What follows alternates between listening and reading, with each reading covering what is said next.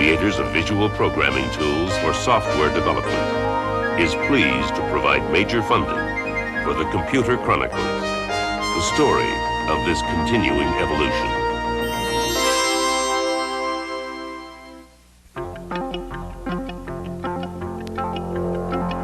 Welcome to the Computer Chronicles. I'm Stuart Chaffee, and this is Gary Kildall. On today's program, we're going to be talking about integrated software, the new breed of business programs which all work together. And when we mention integrated software, you probably think of Apple's Lisa. Well, in just a few minutes, we're going to be talking to the man behind the Lisa project, John Couch. But first, Gary, there really was integrated software before Lisa, wasn't there? Well, we're actually talking about two different interrelated topics. One of them is integrated applications, and the other is the use of a visual interface. Integrated applications generally is a term that's applied to business applications that work together, such as a word processing system, a spreadsheet, a graphics drawing package. And they're integrated when they use common data formats and common command formats. The second topic is really the visual interface. The visual interface really uses a new technology of high-resolution graphics to make that program-to-user interface a little more enhanced and animated and a little more fun to deal with. So the Lisa and also the Vision that we'll be seeing today are really descendants of the Xerox Star, which was really then in turn a descendant of the work that was done by Alan Kay on Smalltalk at Xerox PARC. Okay, before we meet John Couch and Lisa, let's take a background look at the principle of integrating work functions. Integrating the various branches of an organization to work in unison has never been simple. If each task or department is isolated, making them work together requires clear and accessible channels of communication. At the very least, they all need a common language to clearly assign jobs, coordinate tasks, and make changes as quickly and as directly as possible. In this regard, computer software has a long way to go. Until very recently, the kind of software programs available to businesses, for example, performed single, separated functions, like word processing or graphics. With integrated software, several functions can be combined into one package, available at the same terminal, using the same language. A common database allows an operator to perform several tasks simultaneously and to switch quickly from one task to another by splitting up the screen or creating windows that overlap. Integrated software has its routine commercial applications, business records, office management, spreadsheets, the corporate bureaucracy. But the concept of integrating programs and program directions is part of a long-range goal critical to the development of more manageable computers, making the machine easier to use. Integrated software is a step in that direction, using a low level of artificial intelligence to manipulate diverse programs like tools. Paradoxically, the simpler a program is for the user, the more complex it must be for the machine. And to some experts, today's small computers are still too immature to use integrated software effectively.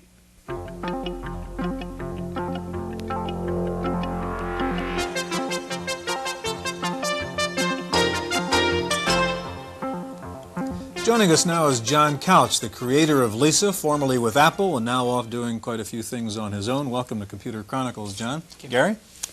Well, John, I mentioned earlier in the opening segment that the Lisa machine seems to be related to Smalltalk and the Xerox Star. I remember it's been over 10 years ago I went to Xerox PARC and saw a high-resolution display like this. Can you give us some idea what that genealogy is? How did we end up with a Lisa?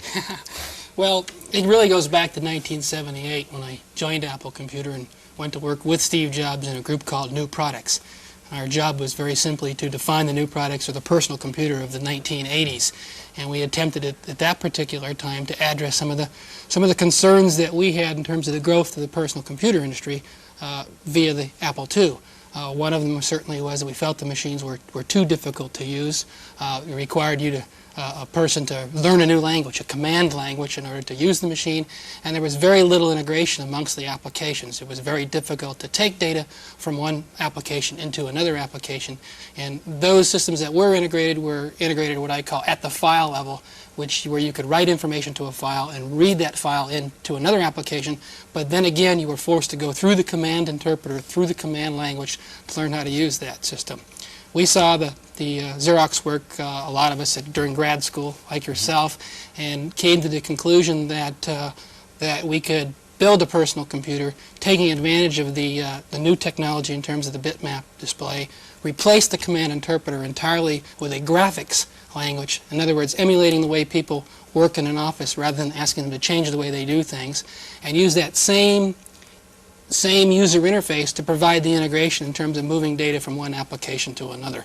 Now, the real breakthrough here was in the price, wasn't it? The Xerox Star is a very expensive machine, and the Lisa is relatively inexpensive, but it still is criticized for being high-priced. Right. It's really interesting because if you look at the Star, yes, it was high-priced, and I think the real benefit of the Star was the alternate user interface, the displacing of the command interpreter.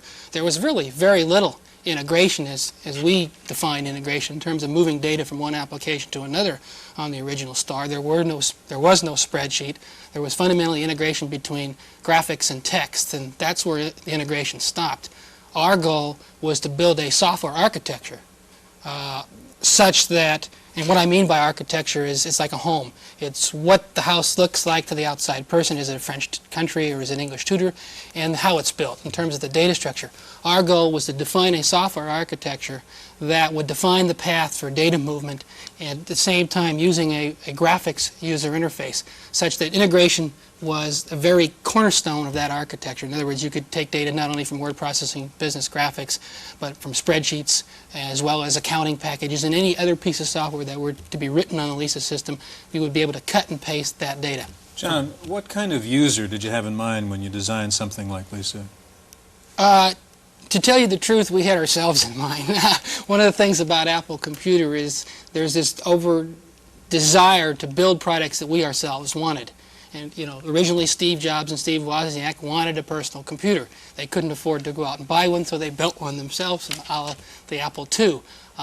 In looking at the Xerox Star, we wanted a computer that was integrated, that was easier to use. We set a goal for a learning time of less than a half hour. We felt that was the limitation in terms of really penetrating the personal computer marketplace, that although we've sold over a million Apple IIs, that there are still 32.5 million people out there in the office today that could benefit from a tool like a personal computer. And the single limiting factor was they were difficult to use. We asked them to learn something new. They didn't have the time to do that, and they couldn't integrate the typical functions that they did in their daily job. So our first goal was to build a product that we ourselves wanted. If you remember, I think Apple did away with typewriters back in 1979 and sort of built our company on top of personal computer technology. We grew from 7 million to 1 billion with at least one personal computer on everybody's desk and at least one at home, and in some cases 2 or 3 in an environment. I want to go back just for a minute to, you mentioned there was a half-hour learning time for the Lisa.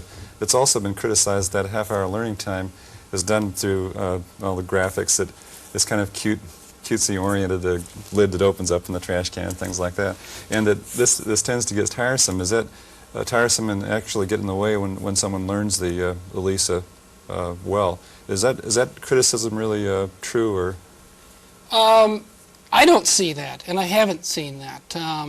I think that some of the things that I've seen. I've used the system myself since I've been outside of Apple since June. I've put a complete financial plan, which now stands about 2 inches thick, and so I've used the system myself extensively, and and I've definitely learned a lot about where I would like to see integrated software go, and where I think the software industry in general is going, and the limitations of the Lisa architecture.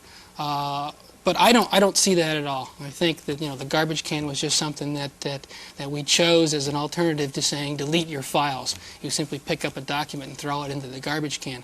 Everyone knows how to throw paper away.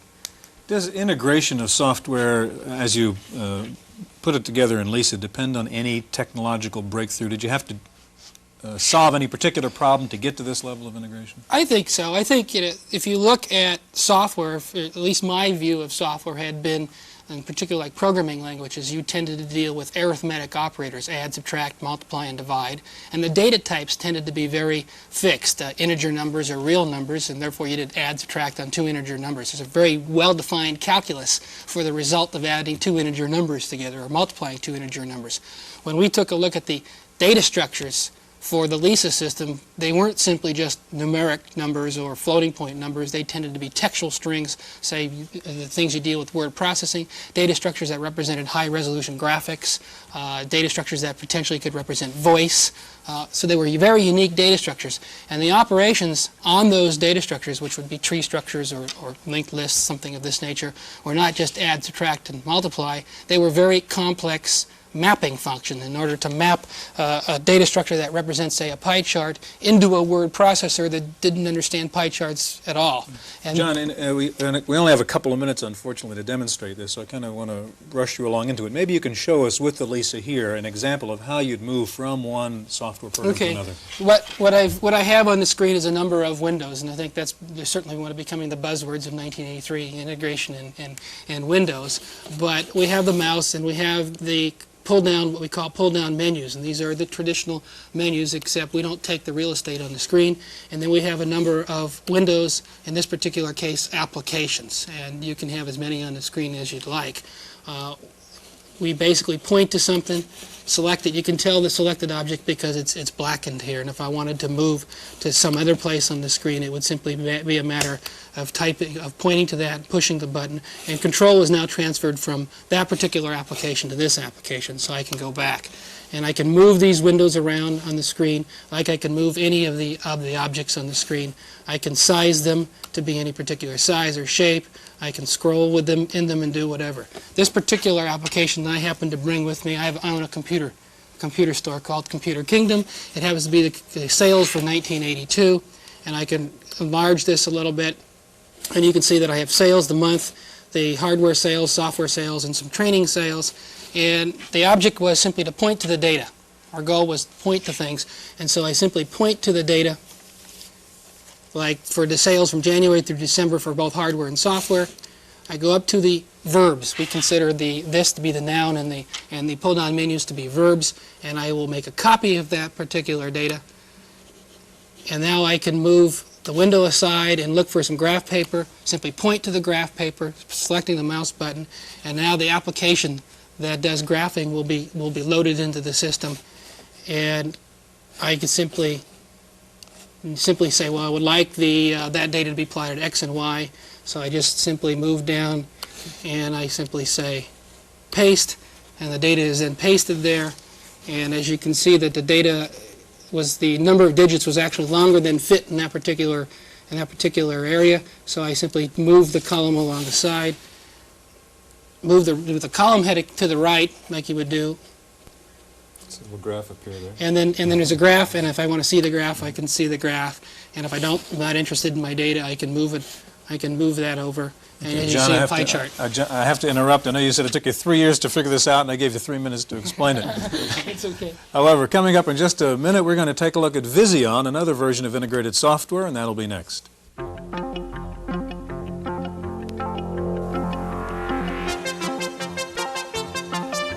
Joining us now is Bill Coleman. He's group manager at VisiCorp, involved in the development of Vision, which is VisiCorp's version of integrated software, I take it, Bill. And maybe you can give us a demonstration of Vision. Yes, we call Vision the applications manager. It's an all-software system in which applications can be installed and the integration is provided. With Vision, you manipulate it with a mouse. There's a global command line.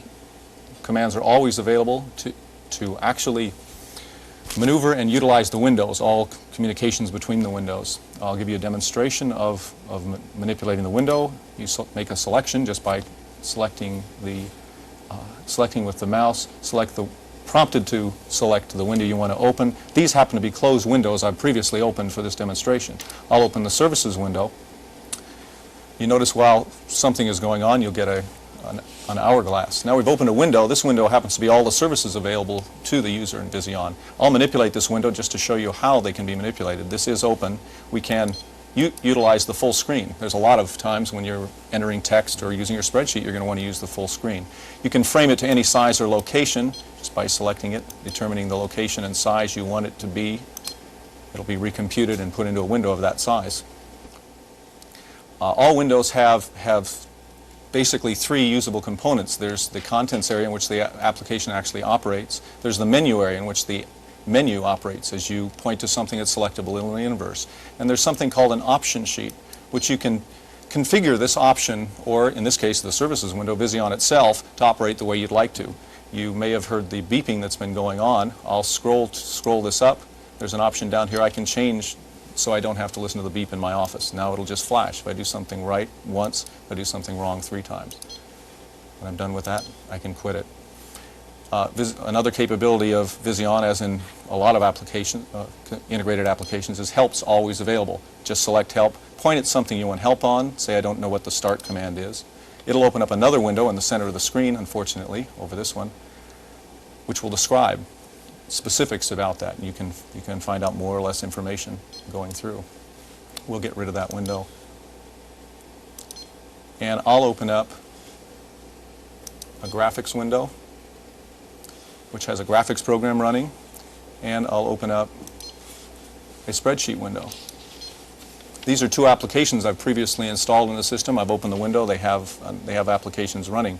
There are things you can do. You can do all of the normal spreadsheeting and graphics functions, but when using these windows, you now can transfer data from one to another. I'll transfer some data. Basically, select Transfer. Select the window in which you want to transfer from. You select the actual data you want to transfer. Say I want to transfer a column of numbers here.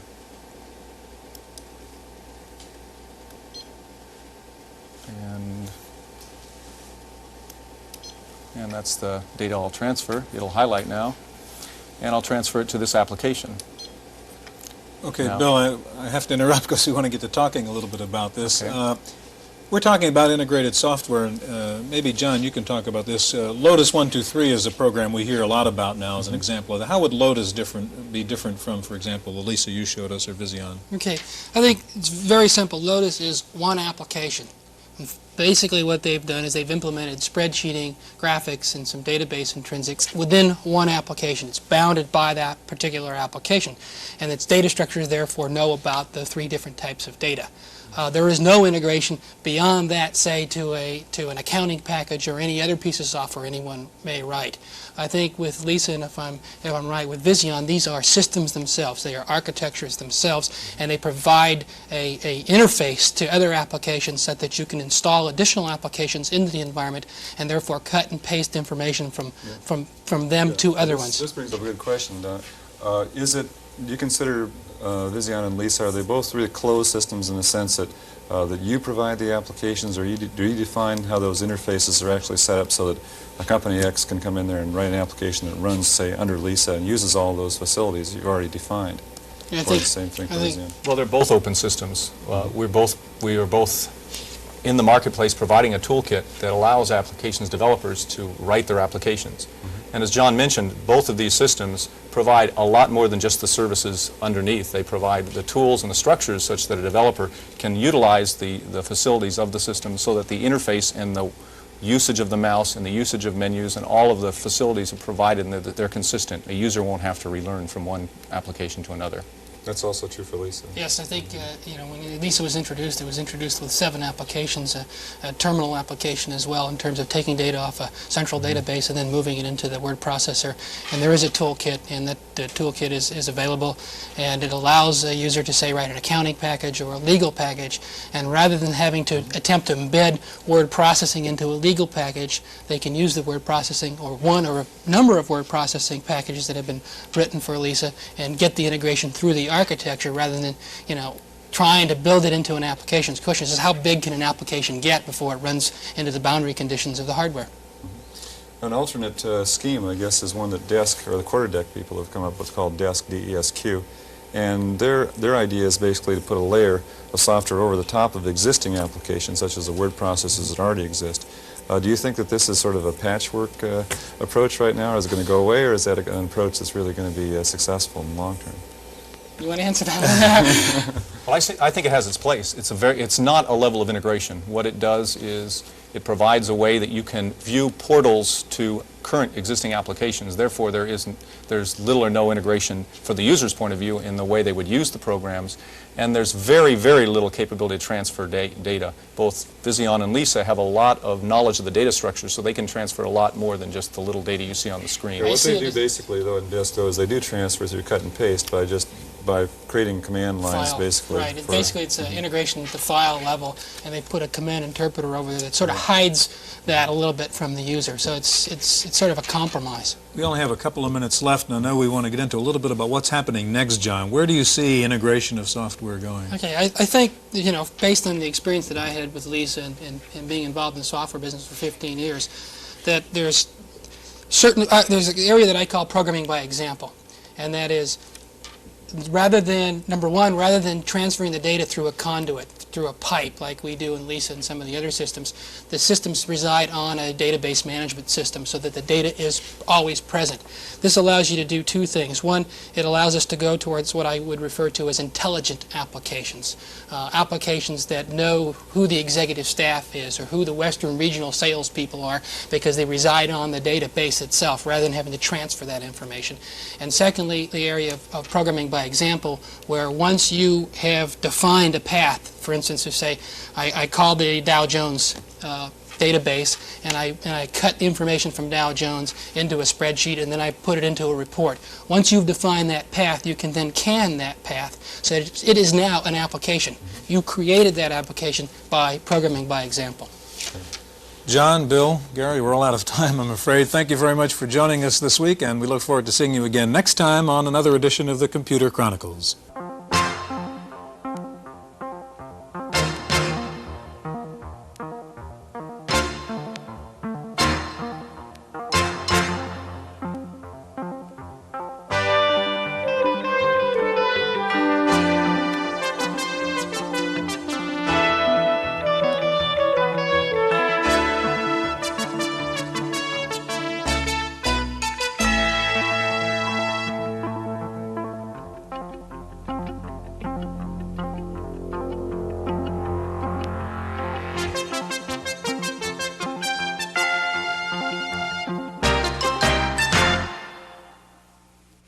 Microfocus, creators of visual programming tools for software development, is pleased to provide major funding for the Computer Chronicles, the story of this continuing evolution.